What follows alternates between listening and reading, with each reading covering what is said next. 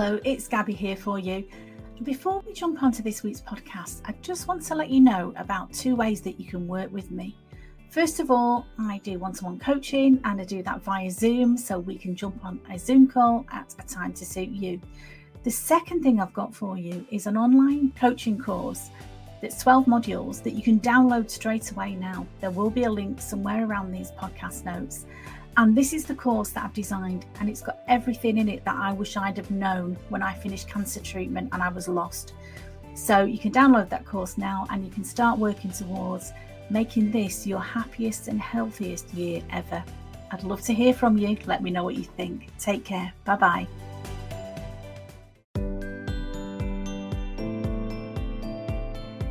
Hello there, it's Gabby here for you, and I hope this finds you well. In this podcast, I am going to be talking about what does success mean for you.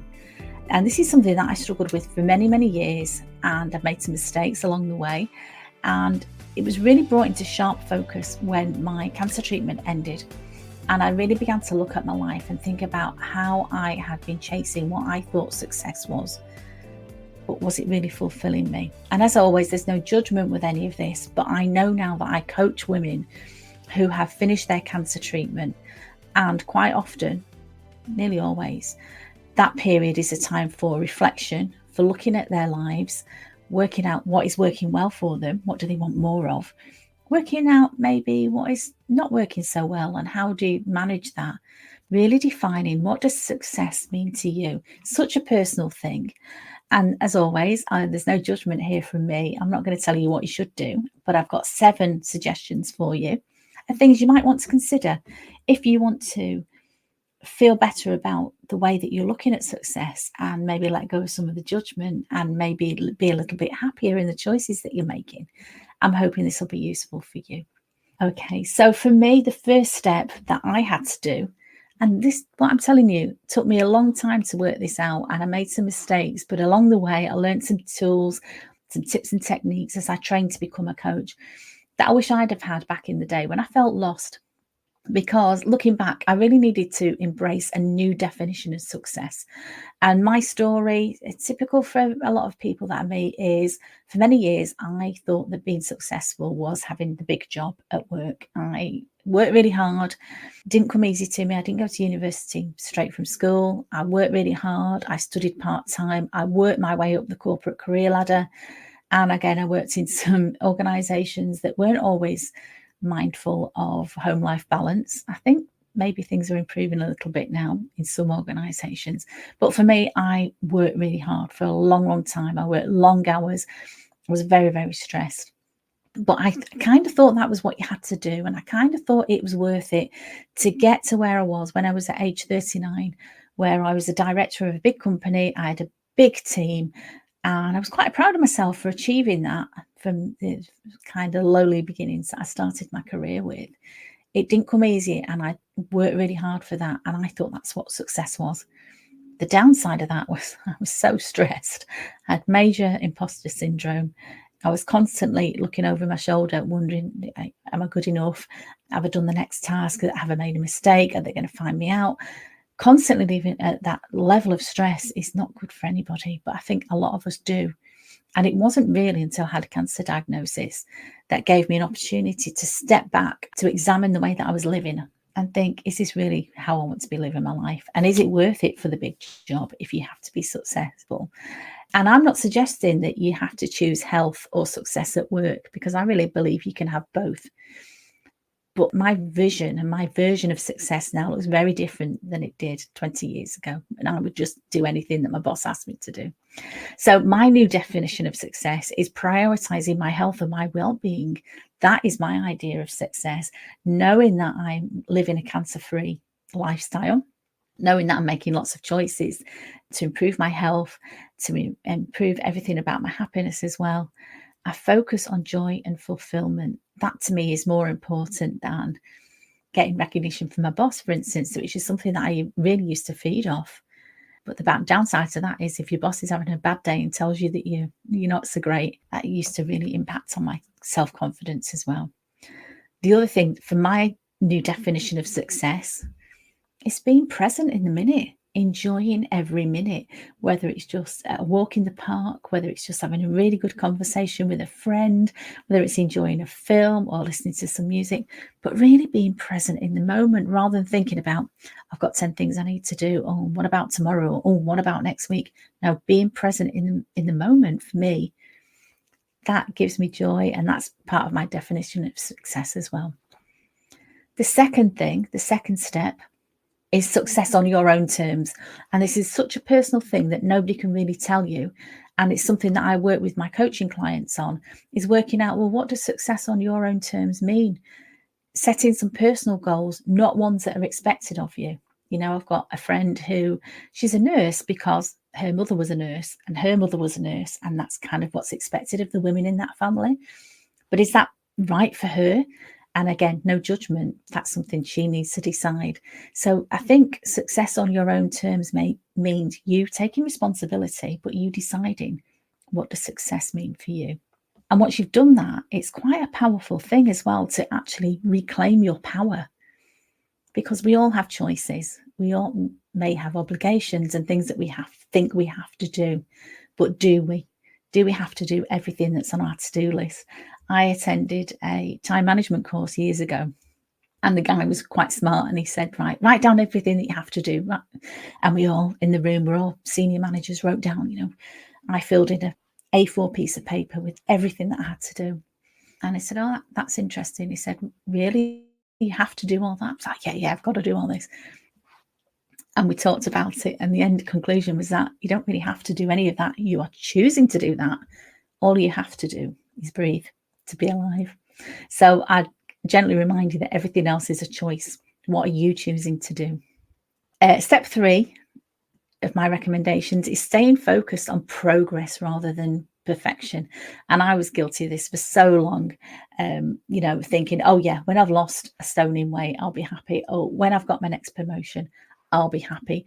When I've delivered the next project, then I can relax. No, to me now, success is about being happy today, whatever weight I am, whatever issues are going on in the world. I'm celebrating small wins, and they can be really small wins as well. Maybe, you've done something really, to you, small. You've maybe complimented somebody on something. Maybe you've made a great cup of coffee, or you've made a nice meal, or you've done something, just one small step every day to improve your health and happiness. But celebrate those small wins, enjoy them, bask in that glory for a little while. Doesn't mean you're full of yourself or you're getting big-headed. It means, again, it's being present in the moment, celebrating those small wins, because they all add up to a wonderful life. Big one next is letting go of perfectionism, because trying to be a perfectionist, you are setting yourself up for failure. Nobody is perfect. We all make mistakes, my darling. Let me tell you, we're all human. So if you can let go of that need to be right all the time, and let go of that need to be perfect, and accept that sometimes you are going to mess up. That's life. You are human. But you know what? If you can move forward, maybe with a bit of humor, or just thinking about, well, okay, I messed up there. What can I learn from this? I'm not going to do that again. What can I learn? How do I move forward? And learning to enjoy the journey. Like I say, I used to be, when I get to that place, when I've lost the weight, when I've delivered that project, then I'll be happy. No, enjoy the journey, even the ups and downs and the learnings and the things that might go wrong and the things that might go right. But the experience along the way, to me, that is part of being successful now. Okay. The next one I would suggest to you is trying to let go of comparison. So this is step 4, letting go of comparison. So you may think, particularly in your cancer journey, oh, well, such a body that I know, she had cancer the same time as me, and she's back at work now, or she's looking great now, or her hair's all grown back, or whatever. Comparing yourself to somebody else, again, you're setting yourself up for failure. You don't know what's going on the inside of that person, the inside struggles that they're having. But even if they are sailing through, you are you and they are them, and let them do them.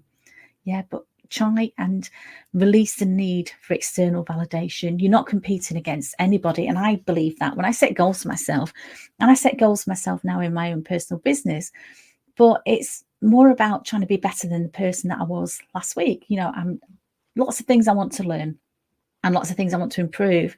But that's not because I'm making myself wrong. It's making me want to be better than I was yesterday. That's all it is. And part of that is learning to be compassionate with yourself and not judging yourself harshly. And sometimes we can all fall into the trap of being our own worst critic. And you know what? The world is full of critics. If you listen to them, you don't need that. What you need to do is become your own best friend, in my opinion. Okay. Step 5 is balancing ambition with self-care. And this for me has been key. And I will bang on about self-care all the time, because for many years it was something that was so sadly lacking in my life. I really believed I didn't have time for self-care. And so many of the people that I work with now, people that I'm coaching, it's one of the biggest things that they can do to improve their quality of their life, to improve their health and happiness, is really to learn how to love themselves and how to care for themselves and how to make time and space for whatever it is that self-care means to them. It's a very personal thing. And part of that is learning to rest without feeling guilty. And I see so many women, particularly mothers or working women, who think they have to, almost win a prize for being the most hardworking, or the one that never sits down, or the one that cleans up after every meal. There's no prizes for that. And okay, sometimes it might feel uncomfortable if you've always been in that role. But the most important thing is learning to rest, because you need to rest to recover from any illness, or just as we're getting older, we all need to rest. It's part of being healthy and happy. So learning to do that without feeling guilty, and without being a martyr, and without feeling resentful if you're not getting the help around you that you need. Okay, give yourself permission to rest. Okay. Step 6 is one that I see again a lot with the people that I'm working with. It's something that's worked well for me, is giving back as a form of success. Okay, you might not be the CEO of a big company, but if you are somebody who's a support for somebody else, that is a beautiful way to give back.